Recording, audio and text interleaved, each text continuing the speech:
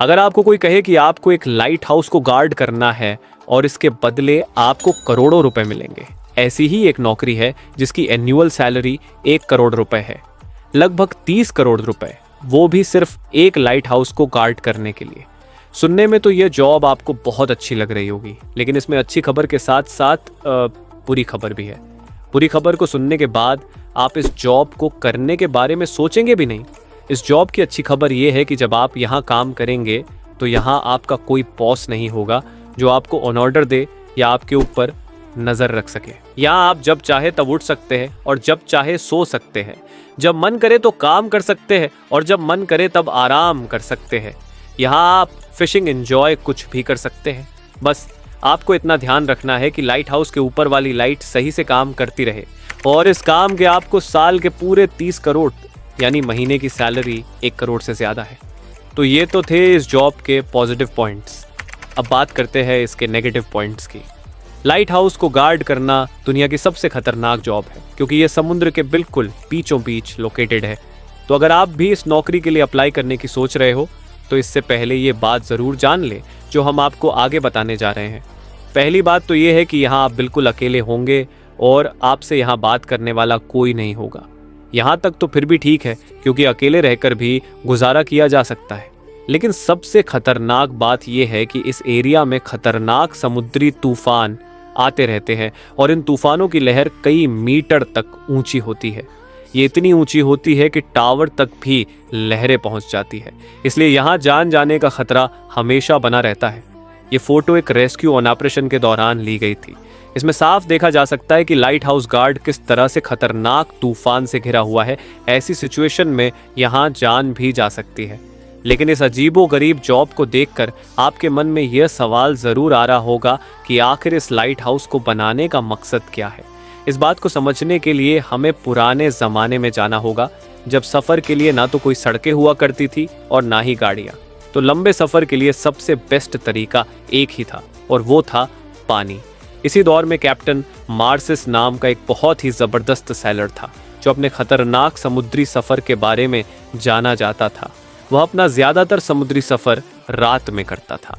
इसे ही वह एक रात अपनी लकड़ी से बनी नाव से सफ़र कर रहा था। पानी के नीचे पत्थर की बड़ी बड़ी चट्टानें थीं, जिन्हें वह देख नहीं पाया, और नाव में सुराख होने की वजह से नाव पानी में डूब गई। तब कैप्टन के मन में सवाल आया कि इसका कोई ना कोई सॉल्यूशन तो होना ही चाहिए, जो जहाज़ चलाने वालों को इस तरह के खतरों से सुरक्षित कर सके।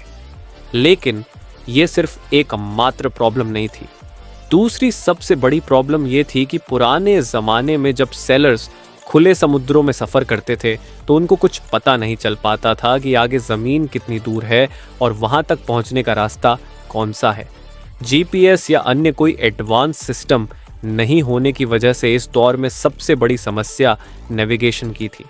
सेलर्स को गाइड करने के लिए ऐसा कोई एडवांस सिस्टम नहीं था, इसलिए इन सेलर्स को दिन में सूरज की रोशनी और रात को सितारों पर टाइम बिताना पड़ता था। नेविगेशन के बारे में नॉलेज नहीं होने की वजह से इन्हें बहुत मुश्किलों और समस्याओं का सामना करना पड़ता था। आप इस चीज़ का अंदाज़ा इस बात से लगा सकते हैं कि एक बार कैप्टन अपने क्रू के साथ पैसिफिक ओशियन क्रॉस कर रहा था। तभी रात में अचानक आसमान पर बादल छा गए, जिससे वो सितारे बादलों के नीचे छुप गए, जिन्हें देखकर वह रास्ते का पता लगा रहे थे। साथ ही समुद्र में बहुत बड़ा तूफान भी आ गया, जिसकी वजह से वह लोग समुद्र में अपनी डायरेक्शन भटक गए और खुले समुद्र में खो गए। कैप्टन और इनके क्रू के पास ना तो कुछ खाने के लिए बचा था और ना ही कुछ पीने के लिए। भूखे प्यासे होने की वजह से बहुत सारे क्रू मेंबर्स की मौत हो गई और कैप्टन बड़ी मुश्किल से ज़मीन तक पहुंच पाया था। यहीं से लाइट हाउस की शुरुआत का सिलसिला प्रारंभ हुआ। इजिप्ट में मेडिटेरियन सी के साथ ही एंशिएंट सिटी ऑफ अलेक्जेंड्रिया था और वहाँ का रूलर पटालमी नाम का एक आदमी था। उस दौर में यह साम्राज्य व्यापार के लिए ज़बरदस्त जगह मानी जाती थी। दूर दूर से जहाज़ यहाँ ट्रेडिंग के लिए आते थे।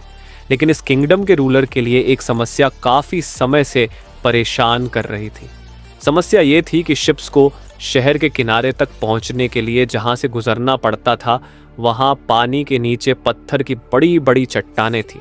इसलिए जब व्यापार के लिए आने वाले शिप्स रात के समय इस जगह से गुजरते तो पानी के नीचे मौजूद नोकदार पत्थर उनमें सुराख कर देते थे, जिस कारण यह शिप्स डूब जाती थी और ट्रेड के लिए आने वाला सामान बर्बाद हो जाता था। इस कारण किंगडम की इकोनॉमी को काफी ज्यादा नुकसान पहुंच रहा था।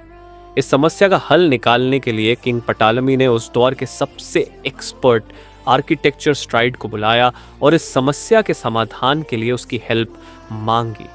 उन दोनों ने मिलकर इसका बहुत ही जबरदस्त सॉल्यूशन निकाला। सॉल्यूशन ये था कि रोशनी के एक बहुत बड़े मीनार को बनाया जाए जो आने वाले जहाज़ों को सेफ्टी के साथ गाइड करेगा और साथ ही इन्हें पानी के नीचे मौजूद खतरों से भी अलर्ट करेगा। उनका यह प्लान किंग को बहुत पसंद आया और किंग के अप्रूवल के बाद आर्किटेक्चर ने इस पर काम शुरू कर दिया। लेकिन उस समय वो दोनों बिल्कुल भी नहीं जानते थे कि जो चीज़ वो बना रहे हैं वो इंजीनियरिंग की दुनिया का सबसे बड़ा इन्वेंशन होने वाला है। जल्द ही लोगों ने देखा कि एंशिएंट सिटी ऑफ अलेक्जेंड्रिया के किनारों पर यह चमकता हुआ लाइट हाउस ऊंचाई पर मौजूद था। इसकी हाइट लगभग 380 फीट थी और इसे वाइट मार्बल के साथ बनाया गया था। लाइट हाउस को चमकाए रखने के लिए इसके ऊपर एक बहुत बड़ी आग जलाई जाती थी, जिसको हर वक्त ऑयल और लकड़ी की सप्लाई करनी होती थी। इस लाइट हाउस को दुनिया के 7 एंशिएंट अजूबों में से एक माना गया। सिर्फ इसकी साइज की वजह से ही यह लाइट हाउस अमेजिंग नहीं था, बल्कि इसकी डिजाइन भी एक जबरदस्त आइडिया था। स्ट्राइड ने लाइट को और ज्यादा बढ़ाने के लिए मिरर और लेंस का सिस्टम भी बनाया था, जिसकी वजह से कई किलोमीटर दूर जहाज भी इसकी रोशनी को आराम से देख सकते थे। जैसे ही यह लाइट हाउस बनकर तैयार हुआ और इसकी खबर फैली तो दूर दराज के सेलर्स ने सुकून का सांस लिया। अब लोगों को लाइट हाउस की वजह से अलेक्जेंड्रिया के पास पत्थरीले पानी को नेविगेट करने की ज़रूरत नहीं थी।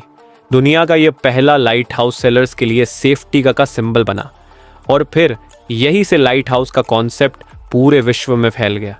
शुरू में यह लाइट हाउस समुद्र के किनारों पर ही बना करते थे, लेकिन जब वक्त गुजरा और पूरी दुनिया में समुद्र के जरिए ट्रेड बहुत ज़्यादा बढ़ गया तो समुद्र के जो बीसी ट्रेड रूट्स थे, जिनके बीच पथरीली चट्टानें मौजूद थीं, वहाँ से गुजरने वाले जहाज़ों की सेफ्टी के लिए इन जगहों पर भी लाइट हाउस बनना शुरू हो गए। यही वजह है कि समुद्र के बीचों बीच डिफरेंट लोकेशंस पर लाइट हाउस देखने को मिलते हैं। शुरू में इन लाइट हाउस पर आग जलती थी, लेकिन इसके लिए बहुत सारी लकड़ी और बहुत सारा ऑयल इस्तेमाल करना पड़ता था, जिस पर काफ़ी खर्चा आता था। लेकिन जैसे जैसे वक्त गुजरा तो कैंडल लैंप्स, गैस लैंप्स और ऑयल लैंप्स भी आ गए।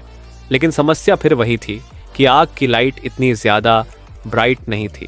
लेकिन जब इलेक्ट्रिसिटी प्रोड्यूस हुई और लाइट बल्ब का आविष्कार हुआ तो यह लाइट हाउस भी इलेक्ट्रिक बल्ब पर शिफ्ट होने लग गए। हालांकि उनकी रोशनी आग से ज़्यादा थी, लेकिन इतनी ज़्यादा भी नहीं थी कि कई मीलों दूर तक लाइट पहुंच जाए। लेकिन समस्या ये थी कि लाइट हाउस की लाइट को मीलों दूर किस तरह रिफ्लेक्ट किया जाए। तो इस समस्या के समाधान के लिए लेंस का इस्तेमाल किया जाने लगा। 8110 तक इन रिफ्लेक्टर्स को लाइट के पीछे लगाया जाता था। तभी उस जमाने के इंजीनियर्स को एक नई बात पता चली कि अगर हम लेंस को लाइट के सामने रखें तो लाइट को और ज़्यादा फोकस किया जा सकता है। लेकिन इसमें समस्या ये थी कि लेंस जितना मोटा होगा, लाइट उतनी ही कम होगी। शायद यह प्रॉब्लम ही रहती। लेकिन यहाँ पर आते हैं एक फ्रेंच इंजीनियर फ्रेस्नेल। उनके पास एक ज़बरदस्त आइडिया था। उन्होंने एक तो लेंस को बारीक कर दिया और दूसरा उसके डिज़ाइन को इस तरह मॉडिफाइड किया सारी लाइट एक ही पॉइंट पर फोकस करे। इस तरफ फैली हुई रोशनी को सिंगल डायरेक्शन में भेजा जा सकता था।